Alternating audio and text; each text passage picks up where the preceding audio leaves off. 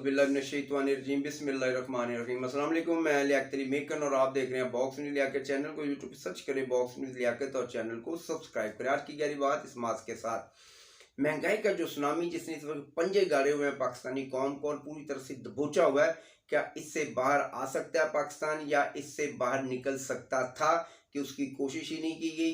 ये मेरा आज का पहला मौजू है और जो मेरा मेन मौजू है वह रियासत मदीना। हमें ये बताया जाता है कि इस वक्त जो तर्ज हुक्मरानी है वो हम रियासत मदीना की तर्ज पर करने जा रहे हैं या हम करते हैं। और हमें याद है कि जब हजूर सल्लल्लाहु अलैहि वसल्लम की शान और हुर्मत की बात आई, जब एक काफर ने हजूर सल्लल्लाहु अलैहि वसल्लम की शान में गुस्ताखी की तो हमारे मुल्क के जो वज़ीर आज़म थे उन्होंने जनरल असम्बली में खड़े होकर पूरी दुनिया पर यह बात वाज़िया कर दी कि एक मुसलमान के लिए हजूर सल्लल्लाहु अलैहि वसल्लम की जो ज़ात है, उनकी जो शान है, उनकी जो अजमत है, उसका मुआवजा दुनिया के किसी भी इंसान से किया नहीं जा सकता। और उसके लिए एक मुसलमान अपनी जान तो क्या अपना जान व माल औलाद तक कुर्बान करने के लिए तैयार है। और पाकिस्तानी वज़ीर आज़म ने पूरी दुनिया पर आलम इस्लाम पर यह बावर करवाया, आलम इस्लाम को ये कहा कि आप 2 कदम आगे बढ़ाएं। पाकिस्तानी कौम, पाकिस्तानी मुल्क जो कि एक दुनिया की वाहिद इस्लामी एटमी ताकत है, वो पूरी शान आन और अपनी ताकत के साथ आपके पीछे खड़ा होगा और आपने घबराना नहीं है। आज फिर एक ऐसा वक्त आ गया रियासत मदीना पर। इस वक्त जो मामला है वो इमरान खान साहब आपके हाथ में है और आलम इस्लाम के साथ साथ पाकिस्तान की 22 करोड़ अवाम आपसे मुखातिब है और वो कह रही है कि खान साहब आप 2 कदम बढ़ाएं। पूरी दुनिया का आलम इस्लाम और पाकिस्तानी कौम आपके पीछे और आपने घबराना नहीं।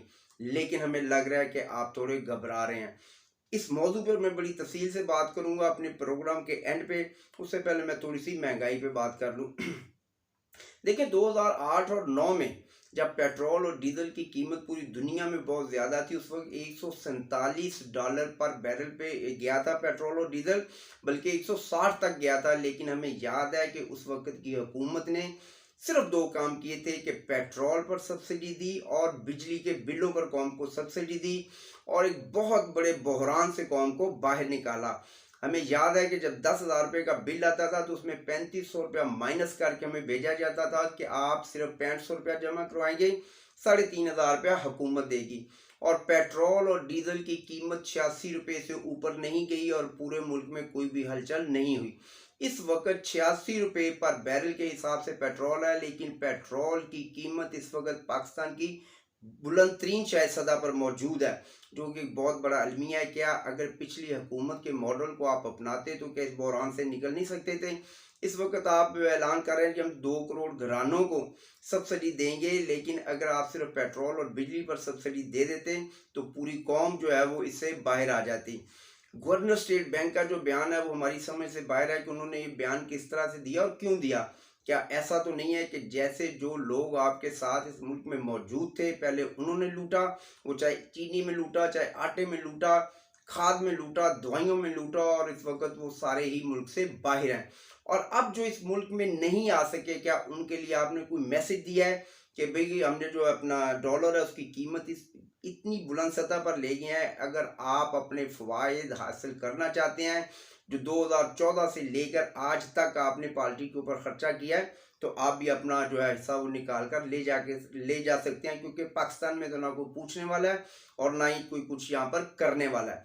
जो भी आएगा करेगा बाहर चला जाएगा। 4 से 5 लोग तो बाहर जा चुके हैं।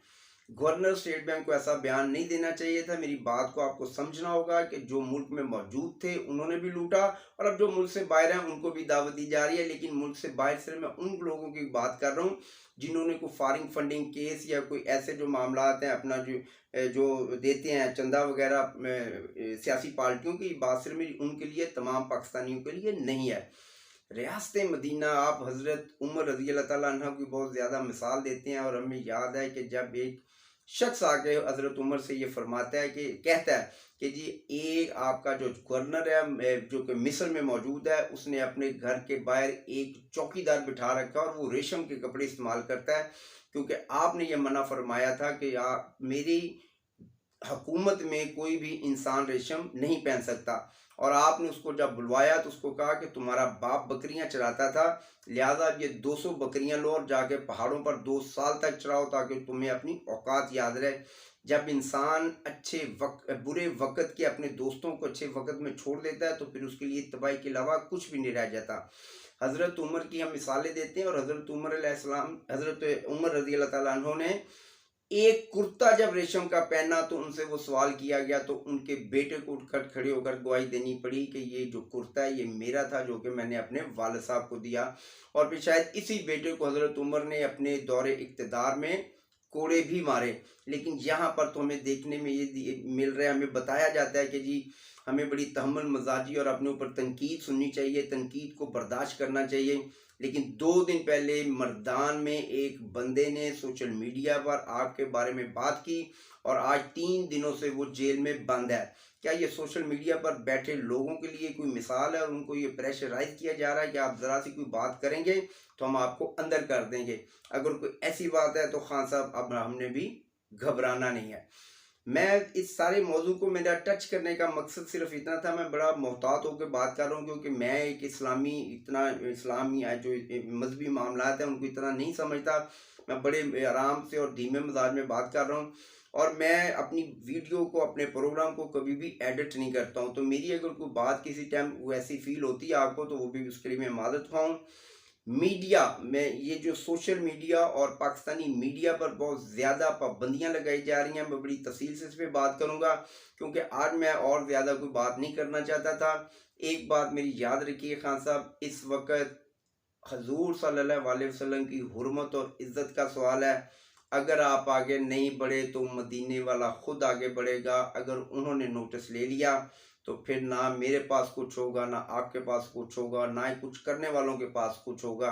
क्योंकि जब वो नोटिस लेते हैं तो फिर वो अपनी इज़्ज़त और हुर्मत उनकी अपनी नहीं रह जाती, वो मेरे अल्लाह ने उनकी हिफाजत करनी है। मैं और आप कौन होते हैं उनकी हिफाजत करने वाले?